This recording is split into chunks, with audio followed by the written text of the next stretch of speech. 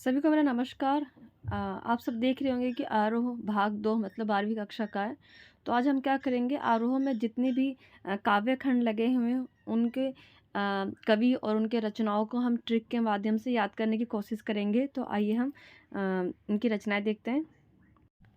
आप देखेंगे यहाँ पे टोटल 10 रचनाएँ दी हुई हैं जो 10 कवियों के द्वारा लिखी गई हैं। सॉरी 10 कवि हैं मगर रचनाएँ यहाँ पे कइयों ने 2-2 लिखी हुई है। जैसे हरिवंश राय बच्चन जी की 2 हैंगी, आत्मकथा 1 गीत, और यहाँ पे आलोक धनवा का 1 है, पतंग।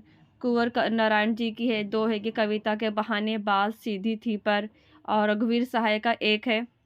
उसी तरह से गजानन माधव मुक्ति बोध जी की भी 1 है। यहाँ पे आप देखेंगे तुलसी जी की 2 हैंगी, और फिराक गोरखपुरी का 2 हैंगी, और उमा शंकर जी की भी 2 है।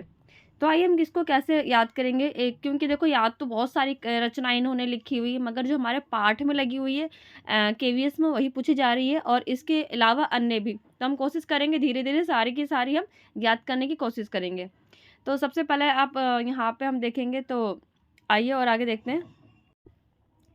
तो यहाँ पे आप सबसे पहले देखेंगे, तो पहले सबसे पहला जो हमारा हैगा, सॉरी, सबसे पहले ये हमारी हरिवंश राय बच्चन जी का है। तो इसमें सबसे पहले है, जैसे देखिए आप हरिवंश राय बच्चन जी में से राय निकाल लीजिए। क्या निकाल लीजिए? राय।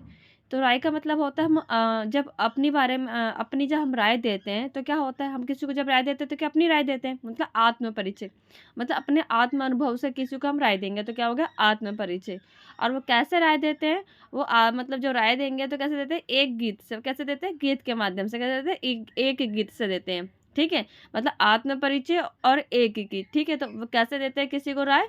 आत्म और एक गीत से। ठीक है, मतलब आत्म परिचय से और एक गीत से देते हैं राय जब भी देंगे। तो ये हमारे पाठ्य पुस्तक में लगी हुई है काव्य खंड में। और आगे देखेंगे आप, आलोक धनवा। आलोक धनवा, तो आलोक धनवा में से आप निकाल लीजिए आलोक। क्या निकाले? आलोक। आलोक मतलब होता है जो मतलब पाताल, लोक, आलोक। तो इस तरह से हम मानेंगे जो आकाश के ऊपर, जो भी आकाश में जो हमारे है उसको हम आलोक मानते हैं। तो आलोक क्या? पतंग कहाँ उड़ती है? आकाश में उड़ती है। कहाँ उड़ती है पतंग? आकाश में। ठीक है, तो इस प्रकार से याद कर लेंगे। तो आगे देखेंगे, हमारा अगला हमारा है कुंवर नारायण। ठीक है, कुंवर नारायण। तो कुंवर नारायण से निकाल लेंगे कुंवर। कुंवर मतलब जिसकी शादी नहीं हुई। जिसकी शादी नहीं हुई तो उनकी पंक्ति जैसे कविता के बहाने बात सीधी थी पर। तो अब क्या करते थे कुंवर जी? अब कुंवर नारायण जी कुंवर थे, मतलब कुंवारे थे, तो वो क्या करते थे? कविता के माध्यम से क्या करते थे? बात सीधी बोल देते थे। अब मतलब कविता के माध्यम से किसी को बोलना होता था, क्या करते थे? वो सीधी बात बोल देते थे। किसके माध्यम से? कविता के बहाने। कविता के बहाने से किसी को कुछ बोलना हो, अपनी मन की बात बोलनी, तो कैसे बोलते थे वो?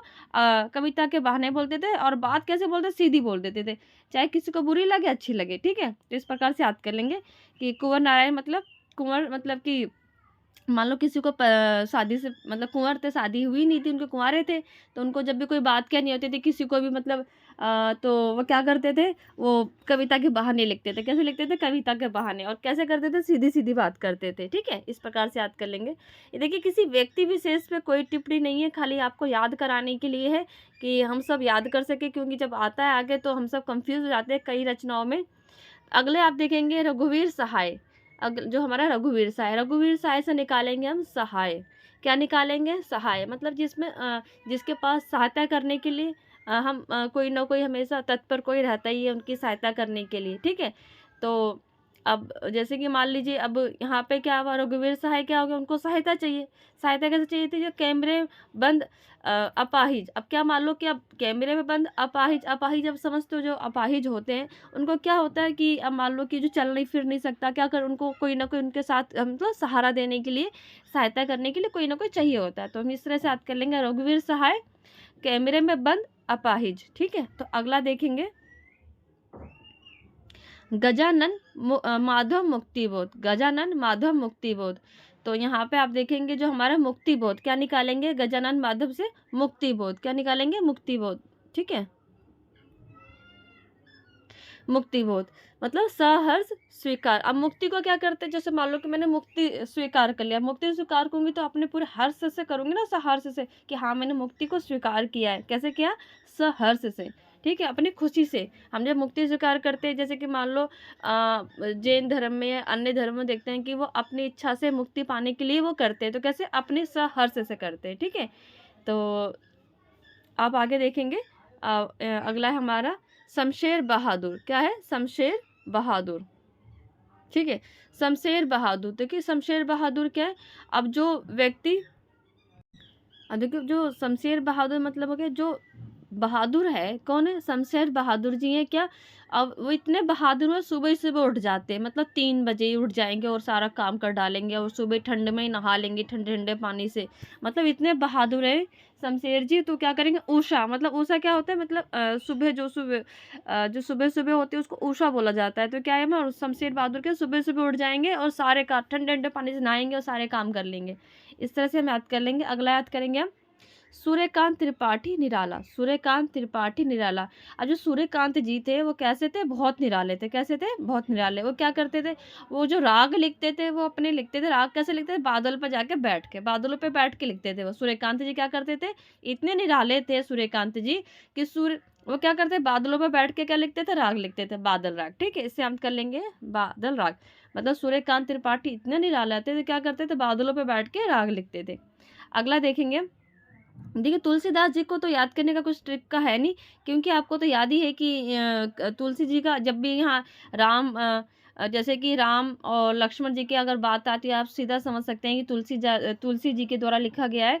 तो यहाँ पे देखिए कवितावली है जो उत्तरकांड से लिया गया है, जो हमारे पाठ्य पुस्तक में। और दूसरा है लक्ष्मण मूर्छा और राम विलाप, ठीक है। जो लक्ष्मण जी बेहोश हो जाते हैं तो राम जी क्या करते हैं? विलाप करने लगते हैं, मतलब दुख, उनको बहुत दुख होता है, ठीक है। तो उनका यहाँ पे दिया गया हुआ है जो हमारे काव्य खंड के माध्यम से।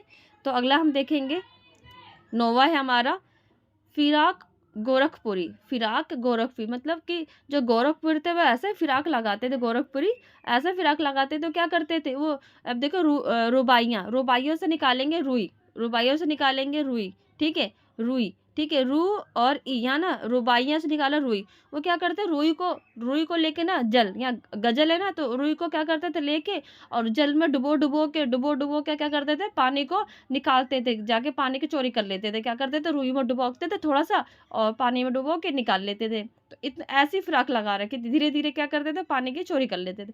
सिर्फ याद करने के लिए है, किसी व्यक्ति विशेष पे कोई टिप्पणी नहीं है, ठीक है। तो फिराक जी क्या करते थे? वो रुइयों से क्या करते? रुबाई मतलब रुई, रुई को लेते थे और जल में डालते थे और जल को ले लेते, चोरी कर लेते थे, गजल, ठीक है। अगला देखेंगे, उमा शंकर जोशी। उमा शंकर जोशी, अब यहाँ पे देखिए जोश, उमा शंकर जोशी, तो उसमें उमा शंकर जी में इतना जोश था। वो क्या करते थे? वो छोटे खेत में, छोटा मेरा खेत मतलब कि छोटा ही खेत था, तो उसी में बिल्कुल जोश से भर के इतना काम करते थे, इतने अच्छे से काम करते थे उसमें, मतलब कई एकड़ की क्या करते थे? कई एकड़ की फसल हो जाती थी। मतलब छोटा खेत था मगर क्या करते थे? इतने जोश से काम करते थे, इतने मेहनत से काम करते थे, उस एकड़ में सॉरी उस खेत में कई एकड़ फसल हो जाती, ठीक है। और वहाँ पे क्या करते थे? इतने जोश से होते थे, अगर उनके खेत में कोई बगुला आ जाए तो क्या करते थे?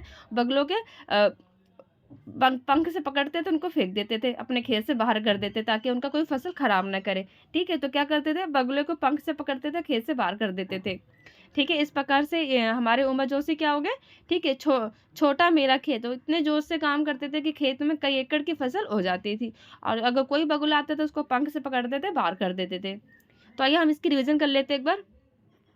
हरिवंश राय बच्चन, तो राय से निकला हमारा, अगर हम कोई राय देते हैं तो क्या करते हैं? अपनी राय देते हैं, आत्म परिचय मतलब अपने से देते हैं हम, अपनी राय देते हो। कैसे राय देते हैं वो? मतलब एक गीत से। कैसे देते हैं? एक गीत से। अब आते हैं आलोक धनवा। आलोक धनवा, आलोक मतलब होता है आकाश, ठीक है। आकाश, पतंग कहाँ उड़ती है? आकाश में उड़ती है। अब आते हैं अगला हमारा तीसरा है कुंवर नारायण। कुंवर नारायण मतलब, कुंवर मतलब कुंवारे हैं, जिसको मतलब अभी शादी नहीं हुई, तो क्या करते थे? वो कविता के माध्यम से बात करते थे, अपने प्रिय से कविता के माध्यम से बात करते थे। और कैसे करते थे? सीधी सीधी बात करते, ताकि किसी को पता भी ना चले और वो बात भी कर लेते थे, ठीक है। तो अगला देखेंगे रघुवीर सहाय। अब जिसको सहायता चाहिए होगी तो क्या करेगा? तो उसको सहायता, रघुवीर सहाय मतलब सहाय उसको मतलब सहायता ऐसे व्यक्तियों को सहायता देनी पड़ती है, जैसे कि यहाँ पे देखिए कैमरे में बंद अपाहिज, अपाहिज को क्या है सहायता देनी पड़ती है।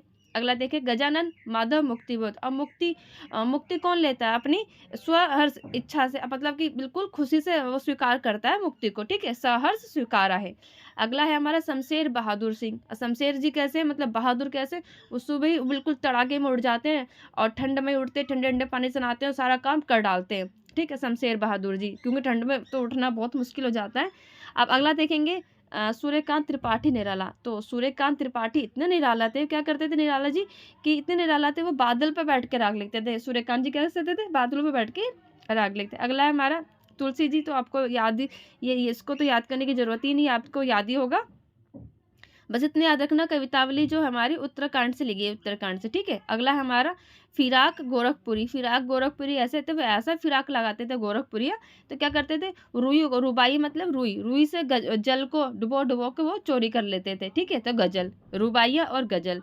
अगला है उमा शंकर जोशी। उमा शंकर जी इतने जोश में रहते थे, एक छोटे से खेत में कई एकड़ फसल उगा लेते थे। अगर कोई वहाँ पे उनका बगुला कोई आता था, पक्षी आता था मतलब कि उनकी फसल को बर्बाद करने के लिए क्या करता था, उसको पंख से पकड़ के पार कर देते थे। तो इस प्रकार से हमने ये काव्य खंड की सारी रचनाएं हमने याद कर ली है अपने पाठ्य पुस्तक में जो लगती है, क्योंकि केवीएस का जो पैटर्न है इसके ऐसे क्वेश्चन पूछ रहे हैं, डायरेक्टली चैप्टर का नाम पूछ ले रहे हैं और कवि बताना है, या ये पूछ ले रहे हैं कि वो कविता है, गद्य है या पद है, निबंध, इस प्रकार से, ठीक है? तो ये काव्य खंड में कविता में लिखी गई है शैली में। तो इस प्रकार से हमने यहाँ कर लिया। अगला जो हमारा वीडियो होगा वो हमारा गद्य खंड का होगा। तो आप सब ऐसे पढ़ते रहे, आगे बढ़ते रहे। आपका बहुत बहुत धन्यवाद। आप सब मेरे चैनल को लाइक और सब्सक्राइब करें। आप सबका बहुत बहुत धन्यवाद। Thank you.